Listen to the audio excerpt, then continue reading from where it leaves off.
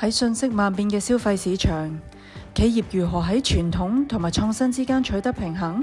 品牌嘅重塑同埋轉型又應該從何入手？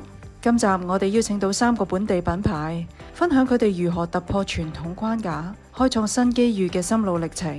呢啲品牌如何喺堅守核心價值嘅同時，為企業注入新活力？恒香從1920年創立至今，見證咗香港近8年嘅變遷。從最初嘅茶樓，到後來嘅酒樓，再轉型為餅食零售，每一步都係品牌對市場嘅精準回應。而2021年，我哋觀察到疫情後香港人對本土特色體驗嘅嚮往，於是開設咗第一間嘅恒香冰室，亦都喺短短幾年間，我哋發展咗4間嘅店鋪。我哋一直堅持立新不破舊嘅理念，喺生產嘅過程中，我哋冇完全自動化，而係選擇半工業化嘅模式。而有啲工序係確實離不開人手嘅，因為咁樣先至可以保留最傳統嘅風味。就好似我哋嘅老婆餅咁，一直堅持採用嘅係傳統工藝，咁樣嘅堅持先可以令到我哋贏得顧客嘅信心。呢幾年我哋喺開拓內地市場嘅時候，遇到唔少嘅挑戰。喺2021年嘅時候，我哋喺東莞開設咗第一間嘅內地門店，但係最終係未能成功嘅。但係今次嘅經驗係令到我哋更加了解內地嘅市場，亦都係明白到香港嘅模式係唔能夠直接搬入去內地。而家我哋亦都再重新規劃內地市場嘅發展策略。展望將來，我哋即將喺6月份完成元朗總店嘅大型翻新。除咗零售店同埋烘焙坊之外，我哋仲加入咗教室、博物館等唔同嘅元素。恒香已經走過咗100年，我哋希望能夠繼續延續呢一份光輝，再走多100年。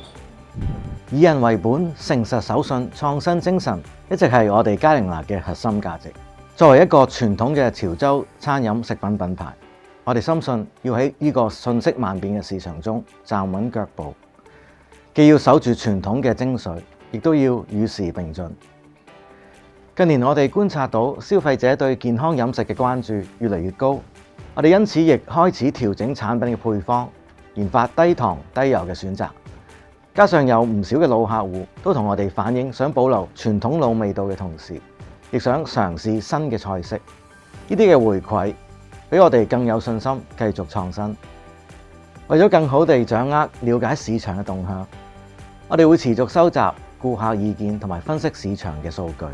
現時嘅年輕人都喜歡喺社交媒體分享美食嘅體驗，所以我哋亦都開始喺各大社交平台上與顧客互動。喺餐廳設計上，我哋特意融入咗潮州文化嘅元素，俾客人一入門口就能夠感受到我哋嘅傳統特色。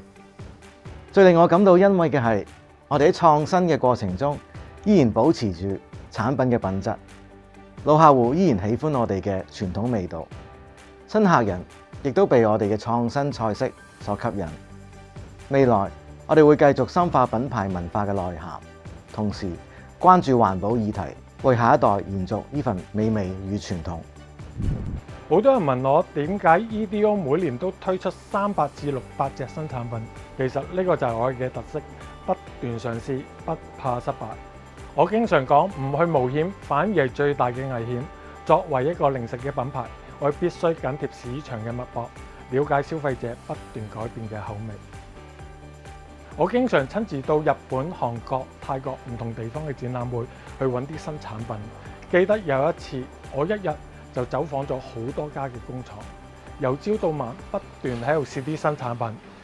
呢種親身嘅體驗令到我能夠更準確把握市場嘅趨勢，而香港作為自由貿易港嘅優勢，亦都令到我哋更容易引入世界各地嘅優質產品。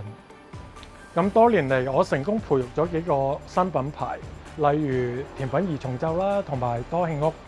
每個品牌都需要約莫5年嘅培育期啦。期間我哋都不斷喺度調整產品嘅定位同埋優化包裝嘅設計。特別令我印象深刻嘅就係將傳統嘅梳打餅加入健康嘅元素，並且改良成大包裝。市場嘅反應亦都出乎意料地好啦。呢幾年我觀察到內地嘅市場發展非常之快，產品嘅質量亦都不斷提升。呢個現象令到我意識到，我哋唔能夠再以舊嘅思維去睇個市場。目前我正考慮與內地優質嘅企業合作，將好嘅概念引入香港，亦都將香港嘅特色帶到其他嘅市場。